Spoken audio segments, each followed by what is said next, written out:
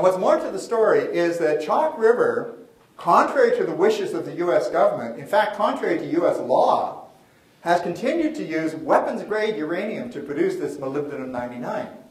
Now, weapons-grade uranium means it's enriched to a very, very high degree. We're talking about more than 95% enriched. I haven't explained what enriched means yet, but enrichment is what you need to make bombs. Now, when you get above even 20%, when you get anything above 20%, it becomes possible to make a bomb with that. And when you get up to 90%, you're really talking major league. This is weapons-grade uranium. This is superb. And by the way, these bombs, unfortunately, are relatively easy to make. They're really not that difficult. All you got to do is slam two pieces together, and you got a bomb. So it's not a very complicated mechanism like the implosion device that you need for a plutonium bomb. Anyway, AECL has right now at Chalk River, they have enough highly enriched uranium for possibly 2 or maybe even 3 bombs, just sitting there. Now, mind you, under very tight security. I was talking to some reporters who went to Chalk River after the shutdown of the reactor, the NRU reactor, and they said, "Can you tell me why, when we were taken into Chalk River on this bus, there were 2 guards with armed guards with machine guns?" And of course, the reason the armed guards are there is because of the highly enriched uranium. Now, the point is, you just can't have this kind of technology running around the world. You just can't have people in various parts of the world, in various countries, having their own stash of weapons-grade uranium. It makes the idea of a nuclear weapons-free world absolutely impossible. Because anybody can just take that stuff and make it into a bomb, just like that. It really takes very little time to do it. This is where you run into this curious connection between the peaceful uses and the military uses. In this case, it's quite blatant.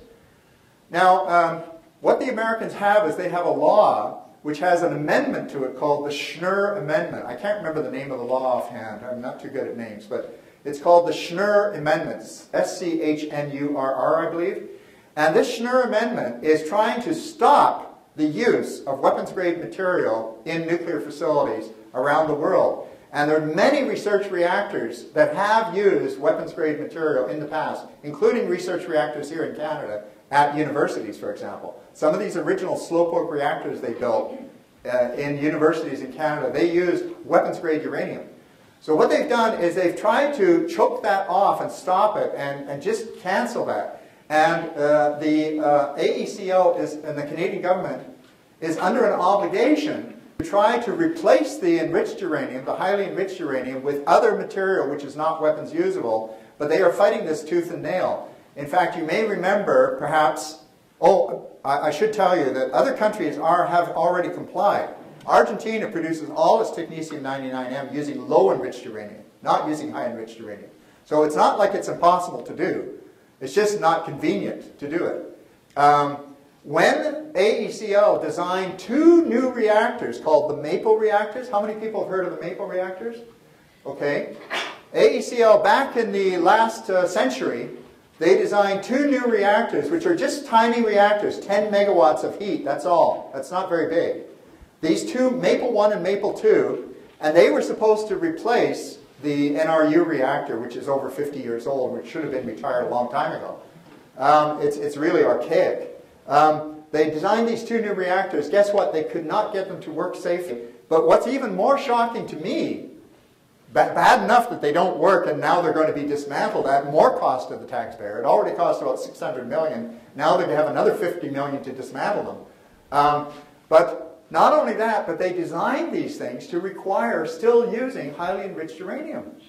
They did not even make the effort to design it to get away from using highly enriched uranium. So it seems to me, from where I sit, and I may not have the whole story, it seems to me that Canada is just flouting these non-proliferation efforts and not cooperating at all. Now, it is a complicated story, but it's something that one should realize, I think doctors should realize, that there are weapons connections even in the medical radioisotope business that you would not suspect if you didn't, take the effort to find out about it. Yes?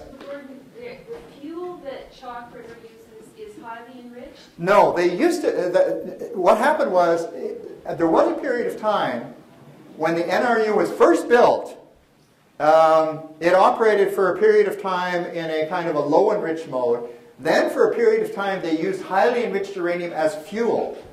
But then they've got away from that. Now they're using enriched uranium which is 19.9% enriched. That's just one hair's width underneath the magic number of 20%, which is like coming as close as they can to highly enriched without crossing that magic boundary to 20%. So that's what they're using. They're using 19.9% enriched uranium. But that's not where they get the molybdenum from. Where they get the molybdenum from is they have these they're kind of like, what do you call it when you put a tube in a patient? You know, something that you can sort of feed them intravenously or something, through the stomach maybe, I don't know. Anyway, they have these tubes that you can insert things into the core of the reactor while it's running and then take it out again without stopping the reactor. And these are called targets. So they put targets in, and the targets are irradiated with neutrons, and then when they take the target out, it has become radioactive. Well, what they have to do in order to get the molybdenum 99 right now is they use weapons-grade uranium as the target. And then when they take that target out, they then process that target to get the molybdenum 99 out of it. So they're using, not for the fuel of the reactor, but for the target elements. And when they designed the Maples, they designed them the same way. They designed them to use highly enriched uranium targets. So that's the problem.